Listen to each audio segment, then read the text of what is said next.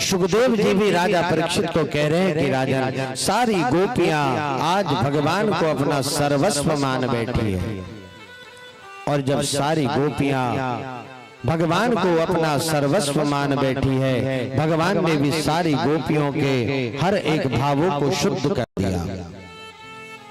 कहते हैं कि संसार में जब व्यक्ति के सारे विकार शुद्ध हो जाए, विकार कौन कौन से, कि अभिमान, सबसे बड़ा तो अभिमान, कि संसार में जो कर रहा हूं मैं कर रहा हूं, ये अभिमान सबसे पहले मिटना जरूरी। दूसरा अभिमान कि मैं नहीं करूंगा तो ये नहीं होगा, ये दूसरा अभिमान। और तीसरा अभिमान कि संसार में अगर मैंने ये कर दिया तो इसके बाद सारी दुनिया मुझे क्या कहेगी। कभी ये भय और ये भाव मन में नहीं लाना। कहते हैं कि जब सारे विकार मन से मिट जाते हैं, अपने आप परमात्मा के दर्शन हमें होने लग जाते हैं। प्रेम से बोलिए श्री राधे। सारी गोपियों को भी आज पूर्ण एहसास हो गया कि उनके लिए जीवन में जो सुख है वही उनका कृष्ण है। कृष्ण है तो जीवन में सुख है, और कृष्ण ना हो तुम जीवन भर सिर्फ दुख दिख रहा है। देखिए, लगन भी ऐसी हो कि जिसके बिना जीवन में सब कुछ अधूरा लगने लग जाए, तो लगन है, नहीं तो सिर्फ दिखावा है। क्योंकि सुख में तो दुनिया भी साथ दे देती है, सुख में सारी दुनिया भी साथ दे देती है। जो दुख में साथ खड़ा होता है वही पता चलता है कि वो हमारा सगा कितना है। सारी गोपियां भी भगवान को जैसे सुख में याद कर रही है, उसी तरह दुख में भी याद कर रही है। और सारी गोपियां जब परमात्मा में, जब भगवान में अपने आप को समर्पित कर रही है, तभी यहाँ पर सुखदेव जी राजा परीक्षित को बताते हैं कि राजन, यहीं पर भगवान का, भक्त का भगवान से जो मिलन हुआ, उसी को श्रीमद् भागवत महापुराण में रास कहा गया। रसो वै इति रासः। रास का मतलब ये नहीं है कि कोई लड़का लड़की के साथ प्रेम का संबंध बनाकर जीवन भर खेले, ये रास नहीं है। रास का अर्थ होता है समर्पण, और रास का अर्थ होता है अपने इष्ट के प्रति अपना भाव लगा देना। रास वो नहीं है जो आज का युग कहता है। रास तो जो भागवत में बताई गई, वो उसका अर्थ ये है कि जब भक्त अपने आप को भगवान में समर्पित कर देता है, उसका नाम है रास। और जब भक्त भगवान में अपने आप को समर्पित करता है तो दुनिया के सारे पर्दे हटा देता है। दुनिया क्या कहेगी, उस चीज से उसका सारा मन अलग हो जाता है। आज सबसे ज्यादा तो एक ही शब्द दुनिया में चलता है कि दुनिया वाले क्या कहेंगे, ये दुनिया वाले क्या कहेंगे। अरे कुछ तो लोग कहेंगे, लोगों का काम है कहना, छोड़ो इन बेकार की बातों में, न बीत न जाए रहना। दुनिया को देखेंगे तो जीवन भर कुछ नहीं कर पाएंगे। इसलिए कहते जो मन कहे वो कर लेना चाहिए, उसमें सोचना नहीं चाहिए। हमारे परीक्षित जी का मन भी कभी कभी झूमने का, नाचने का करता है, लेकिन उनके मन में लगता है अगर मैं झूम लूंगा, नाच लूंगा तो पता नहीं परिवार में सब कैसे कहेंगे। प्रेम से बोलिए श्री राधे। सुखदेव जी राजा परीक्षित को कहते हैं कि राजा, सारी गोपियां भगवान में अपने आप को जब समर्पित कर दी है, तो भगवान ने आज सारी गोपियों के साथ ब्रज में आज रास खेला है। और रास कैसा, जहां गोपियां अपने चारों ओर सिर्फ भगवान को देख रही है, उन्हें चारों तरफ सिर्फ भगवान दिख रहे हैं। अगर वो स्वयं को भी शीशे में देख रही, उसमें भी भगवान दिख रहे हैं। जब हर क्षण में, हर कण में परमात्मा दिखने लगता है, समझ लो आज उसी समय आपके मन में रास का जन्म होने लगा। प्रेम से बोले श्री राधा। तो वो रास का भाव अपने मन में लगाना है, अपने मन में वो भाव लेकर आना है कि हे परमात्मा, यदि मुझसे जीवन में कभी भी कोई ऐसे अपराध हुए हो, उस अपराध को यदि आपने भुला दिया हो और यदि मेरे मन में आपकी छवि आई है, तो ये छवि से दूर ना। कितने भगवान आते हैं और कब चले जाते हैं, कोई नहीं समझ सकता। भगवान की लीला भगवान ही जानते हैं। कब तो मन लगा देते हैं और कब मन,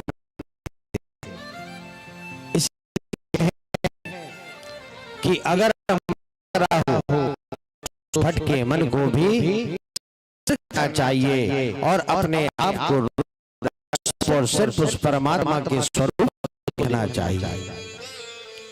सारी गोपियां जब भगवान के साथ महारास खेल रही है और रास जब गोपियों के मन में भाव आने लगा,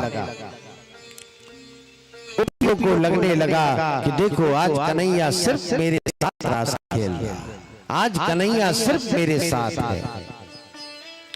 मैं जब चाहूं तब कन्हैया मेरे पास आ जाता है।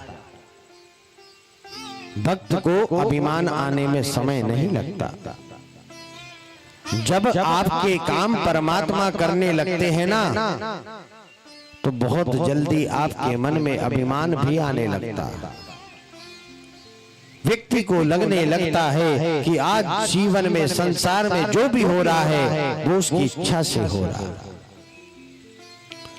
सुखदेव जी राजा परीक्षित को कहते हैं कि राजन, जब सारी गोपियां अपने चारों ओर कन्हैया को देख रही है, सारी गोपियों के मन में भी अभिमान ने जन्म ले लिया। कैसा अभिमान? गोपियों को लगने लगा कि हम तो जब चाहे तब कन्हैया को बुला लेते हैं और जब चाहे कन्हैया हमारे पास आ जाता है। ये अभिमान गोपियों को आ गया।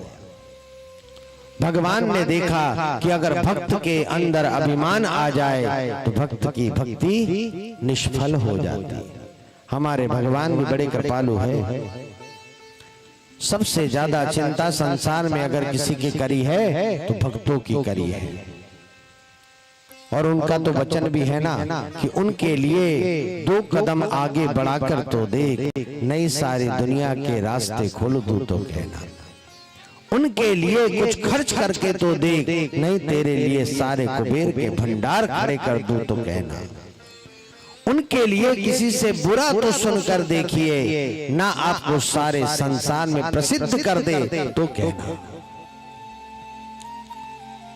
पर विश्वास भी वैसा होना चाहिए। सारी गोपियां जब मन में ये विश्वास बना लेती, उन्हें अभिमान होने लगता है कि कन्हैया उनके चाहने से ही उनके पास आता है। तब भगवान ने सोचा कि इनके मन में अभिमान का जन्म हो रहा है। तभी रास के बीच से अचानक भगवान अंतर्ध्यान हो गए, छुप गए। और देखिए, जब संसार में बिना मांगे सब कुछ मिल जाता है तो व्यक्ति कभी उसकी कद्र नहीं करता, और जब उसके पास से आकर वो चीज चले जाती है तो उसके दुख में वो अपने सारे जीवन को खो देता है। कहते हैं कि अगर बिन मांगे आपके हाथ में सब कुछ आया है तो ये आपकी मेहनत का नतीजा नहीं है। ये परमात्मा चाहते हैं कि आपको संघर्ष ना करना पड़े, आपके मन में अभिमान ना आए, इसलिए आपको भगवान बिना मांगे सब कुछ दे रहे हैं। और जब बिना मांगे से तात्पर्य, हर किसी को अभिमान है साहब कि आज वो कुछ कर रहा है तो उसकी मेहनत से कर रहा है। अगर अपने आप को दुनिया से मिलाकर देखिए तो आपसे भी बड़े बड़े मेहनत वाले बैठे, लेकिन जीवन भर कुछ हासिल नहीं कर पा रहे। ये हमारी मेहनत का नतीजा नहीं है कि हमें सब कुछ मिल रहा है, ये उस परमात्मा की कृपा है कि हमारे बुजुर्गों ने कोई अच्छा काम किया होगा, हमारे माता पिता के कोई सत्कर्म होंगे, या जाने अनजाने हमसे कोई अच्छाई हो गई होगी, तो परमात्मा ने हमें बिना मांगे सब कुछ दिया।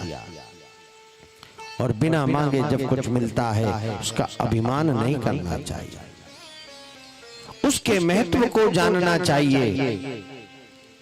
इस गांव में भी शायद किसी ने सोचा नहीं होगा कि आयोजन ऐसा हो सकता है, लेकिन अगर आपको ऐसा लग रहा है कि आयोजन अचानक ऐसा हो रहा है जहां हम सबका मन लग रहा है, तो उसमें मौका नहीं गंवाना है साहब। प्रेम से बोले श्री राधे। अब बचता है होत का जब चिड़िया चुग गई खेत।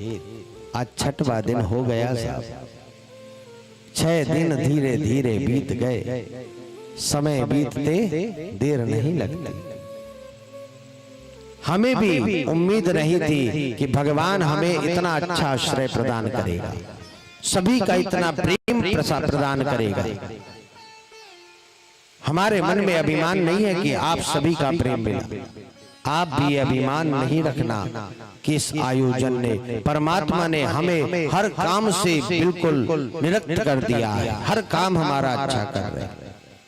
अभिमान नहीं चाहिए, उसके महत्व को जानना कि अगर उन्होंने आपको सब कुछ दिया है तो ये कुछ सोच समझ कर दिया है, उसके लाभ का लाभ उठा लेना। कहते हैं जो लाभ का लाभ उठा लेता है उस संसार में कभी हानि नहीं कर पाता, नहीं तो लाभ और हानि तो जीवन से लगी है। प्रेम से बोलिए श्री राधे। सुखदेव जी राजा परीक्षित को कहते हैं कि राजन, सारी गोपियां जब भगवान उन्हें बिना ही किसी भाव के उनके सन्मुख आ गए, सारी गोपियों को भी अभिमान हो गया, और जब भगवान उनके पास से दूर चले गए तो सारी गोपियों के मन में पीड़ा आने लगी। सारी गोपियां घबरा गई, सारी गोपियां आज मानो भगवान को देखकर पुकार रही है कि हे कन्हैया, हमसे बड़ी भूल हुई जो हम तुम्हें पहचान नहीं पाए। हर किसी के जीवन में ये पश्चाताप आता है। समय भगवान हमें बहुत देते हैं, लेकिन हम कभी समय पर समझ नहीं पाते, और जब समय तब ऐसा समझ आता है कि समझ की जगह रह जाती है। प्रेम से बोले श्री राधे। फिर सारी समझ को हम नीचे डालकर सिर्फ अपने आप को सिर्फ परमात्मा में रख देते हैं, जब समय हमें सिखाता है तब। और समय हर किसी को सिखाता है।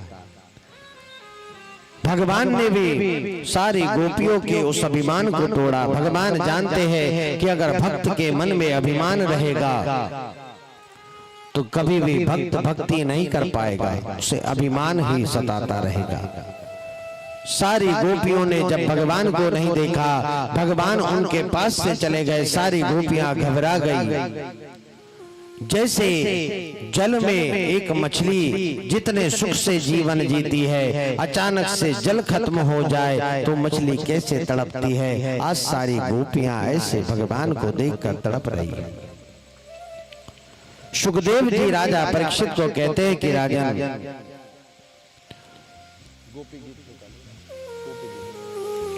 सुखदेव जी राजा परीक्षित को कहते हैं कि राजन,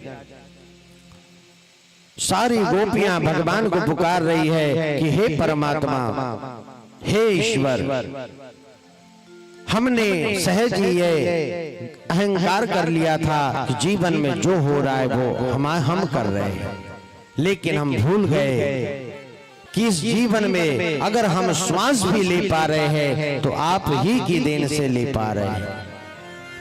हमसे जो अपराध हुआ उसे क्षमा करो और पुनः दर्शन दे दो। सुखदेव जी राजा परीक्षित को कहते हैं कि राजन, सारी गोपियां अपने विरह को भगवान को बता रही कि हे प्रभु, जैसे आप हमारे साथ थे ऐसा लगा कि आज सारे समुद्र में हम विचरण कर रहे हैं। जैसे एक मछली जल में निहित और निर्भय होकर भ्रमण करती है, उसी तरह हम भी आपके छत्र में निर्भय होकर जी रहे थे। लेकिन हे कन्हैया, जैसे ही आप हमसे दूर हुए, हमारे रोम रोम में उसी मछली की भांति पीड़ा है कि जैसे मछली को जल से निकाल कर बाहर रख दिया।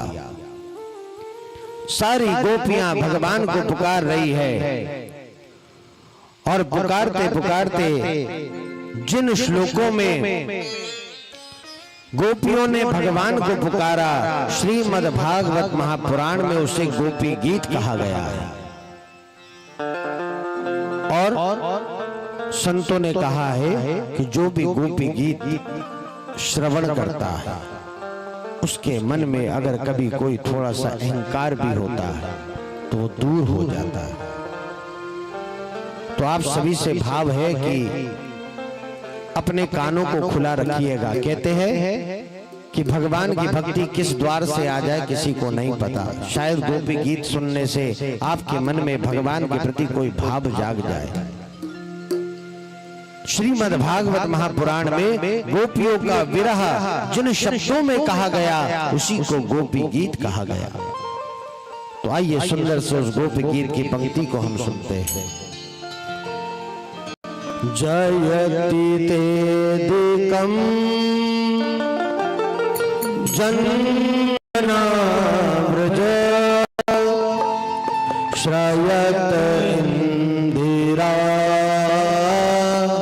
शाश्वत रही। जयति तेदिकं जन्मना व्रज शयतेन्द्रिरा शाश्वती भयति दृश्यता दीक्षुतावका स्वैधृता स्वता चिन्वते शरदुदास साधुजात सरसिजोधर श्रीमुषादृशा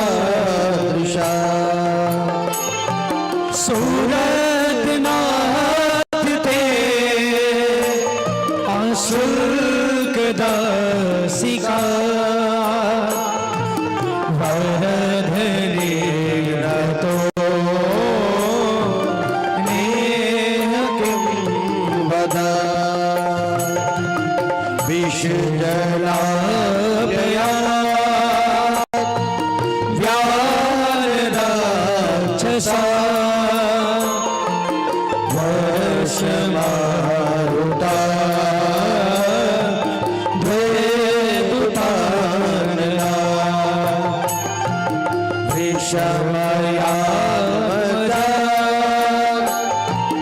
भीष्मतो भया वृषभदेवयं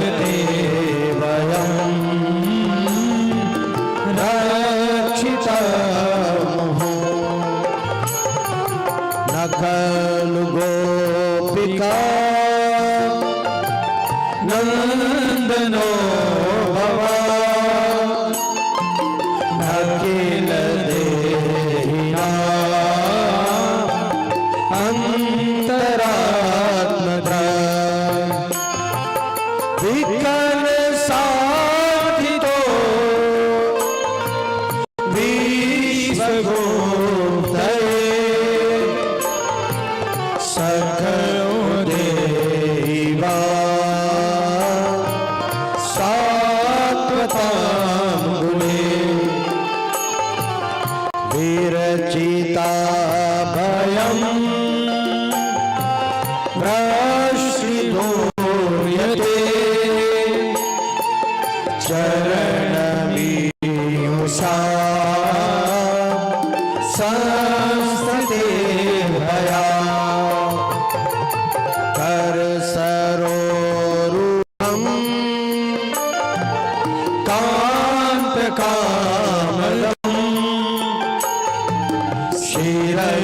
देहिना श्रीकर। अर्थात हे कन्हैया, जैसे एक विष की बूंद किसी भी व्यक्ति के जीवन को मिटा देती है, थोड़ा चलने दो धीरे धीरे, जैसे एक विष की बूंद हर किसी का जीवन मिटा देती है, उसी तरह हे कन्हैया, जब आप हमारे पास थे सारा संसार हमें सुंदर दिख रहा था, लेकिन आज हमारे पास आप नहीं है तो सारा संसार भी हमें विष की भांति लग रहा है। जैसे ऐसा लग रहा है कि हर एक पानी की बूंद में भी अगर कोई हमें पानी पिला रहा है तो वो विष के समान है। जिसके जीवन में भगवान का भजन नहीं, उसका जीना भी क्या जीना है। सुखदेव जी राजा परीक्षित से कहते हैं कि राजन, हर मनुष्य को यही भाव रखना चाहिए, जैसे गोपियों ने मूर्खता करी, जैसे गोपियों से अनजाने में त्रुटि हो गई। कैसी त्रुटि कि उन्हें अभिमान हो गया, तो उस अभिमान में गोपियों को भगवान छोड़कर चले गए। तो सोचिए, गोपी को जब भगवान छोड़कर जा सकते हैं, तब हम जैसे मनुष्यों से अगर कभी कोई अपराध हो जाएगा तो भगवान क्या जाने में समय लगाएंगे।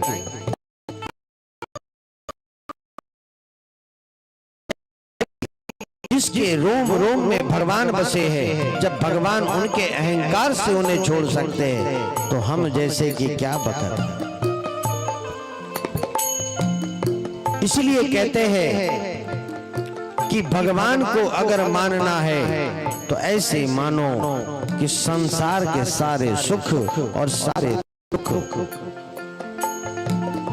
जीवन में कुछ है ही नहीं। संसार में सुख है कहाँ? संसार में किसी ने सुख देखा है क्या?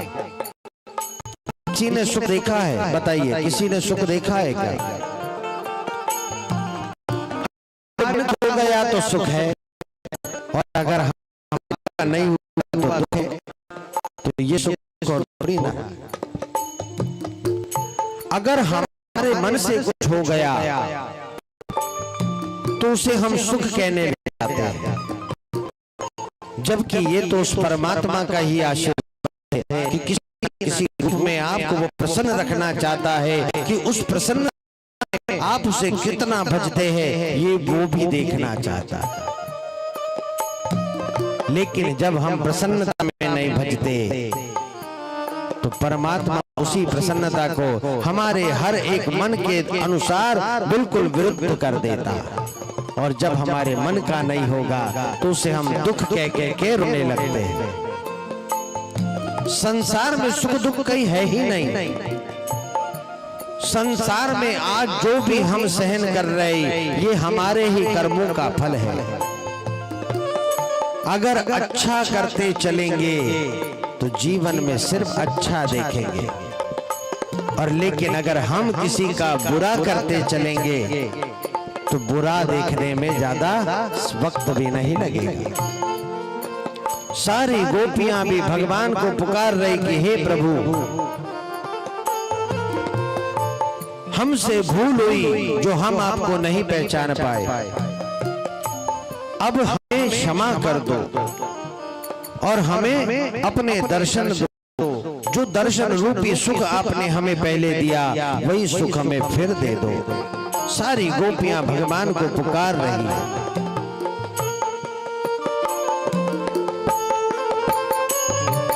ब्रज जनार्दन वीर योषिता निज जनास्मया ध्वंसस्मिता भज सखी भवत् किंकर हरीश बनो जलरुहाननम चारुदर्शये प्रणतदेहिनां पापकर्षणम् तृणचरानुगम् श्रीनिकेतनम् फणिफणार्पितम् ते पदाम्बुजम् क्रलुकुचेषुना क्रन्दुरक्षया मधुरया गिरा वल्गुवाक्यया भुजमनोज्ञया पुष्करेक्षणः विधिकरीरिमा वीर्यमोह्यत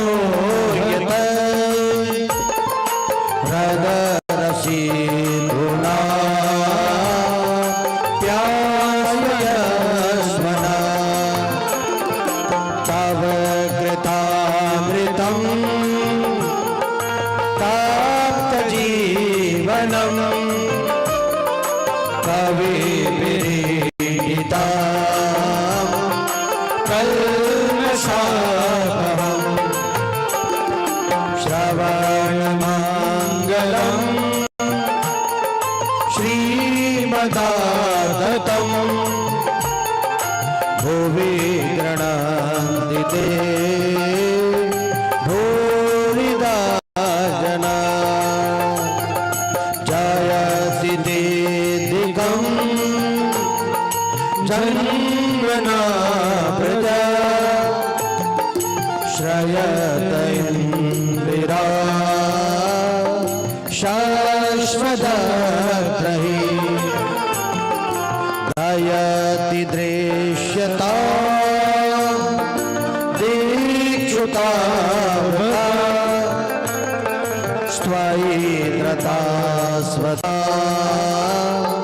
त्वां विचिन्वते। गोपियों ने जो भगवान के विरह गीत को गाया, सुखदेव जी श्रीमद् भागवत महापुराण में इन्हीं श्लोकों को गोपी गीत कहते हैं। और गोपी गीत और भी बड़ा है और भी लंबा है, लेकिन अगर कहता तो अभी सारे लोग सो जाते, क्योंकि भगवान की ज्यादा भक्ति वाली बातें दोनों कानों से झलकने लगती है। कहते ना, जब घघरी भरक जाए, जब घघरी अति से ज्यादा भरने लग जाए तो वो सब कुछ छलकाते चलती है। इसलिए ज्यादा भगवान की भक्ति रूपी भजन नहीं सुनाऊंगा। इसलिए मैंने गोपी गीत के इन सिर्फ 8 या 9 श्लोकों को ही आपके सामने गाया है। कहते हैं कि जो नित्य प्रति अगर गोपी गीत को श्रवण करता है, सुनता है, उसके मन में अवश्य ही भगवान की भक्ति के पुंज जागने लग जाते हैं। सुखदेव जी राजा परीक्षित को कहते हैं कि राजन, जब सारी गोपियां भगवान को पुकार रही है, तभी भगवान को लगा कि आज सारी गोपियों ने अपने अश्रों से अपने पाप को धो दिया है। सारी गोपियां आज उनके किए पर पश्चाताप कर रही है। और जब किसी से कोई गलती हो जाती है तो पश्चाताप रूपी अग्नि में अपने अश्रु बहाता है ना। और कहते हैं जिसके आंख से आंसू गिर जाए, जिसके आंख से पश्चाताप के आंसू गिर जाए, उसके मन में समझ लीजिए उसके ये सारे पापों का नाश। और जब पापों का नाश होता है तो भगवान अवश्य ही दर्शन देते हैं। सारी गोपियां जब भगवान को पुकार रही है, भगवान के विरह में अपने आप को जब मान रही है कि उनसे भूल हुई, पश्चाताप कर रही है, अश्रु बहा रही है, तो यहाँ पर भगवान ने आज पुनः साक्षात गोपियों को दर्शन दिए। बोले कृष्ण कन्हैया।